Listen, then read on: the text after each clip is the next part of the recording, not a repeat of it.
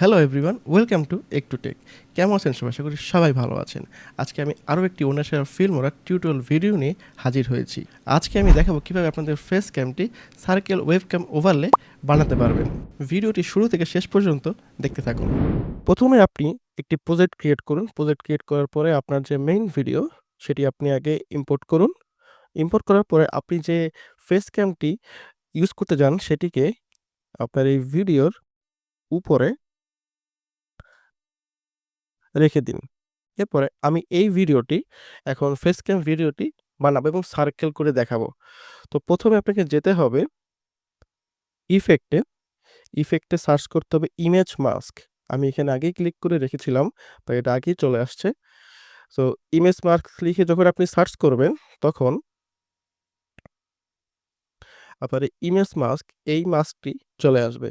আপনি এখানে drop and drag করবেন ভিডিওটির উপরে এবং এই ভিডিওটির উপরে যখন ড্রপ অ্যান্ড ড্র্যাগ করবেন দেখবেন যে একটা সার্কেল আকার হয়ে গিয়েছে।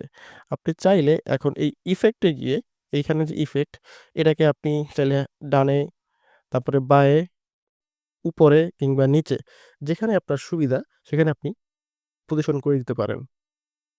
তো আমি এটাকে এভাবে রেখে এভাবে করে দিলাম এবং এটা মিডল চলে আসলো।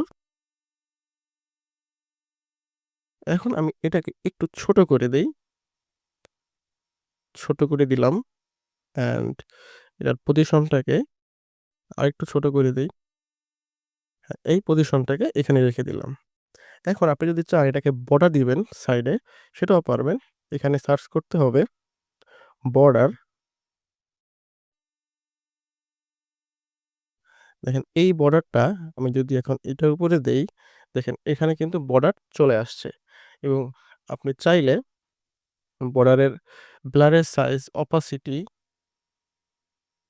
কমাতে বাড়াতে পারবেন এবং চাইলে এটার যে কালার, যেমন ধরেন হচ্ছে আমি এখন এটাকে রেড করব। So A start and end এই দুটোকেই আমি রেড করে দিব। তাহলে দেখবেন যে আপনার যে বর্ডারটা এটা কিন্তু কালার চেঞ্জ হয়ে যাবে। তো আপনারা এত সহজেই আপনাদের ফেস ক্যামটি সার্কেল ওয়েব ক্যাম ওভারলেতে বানাতে পারবেন।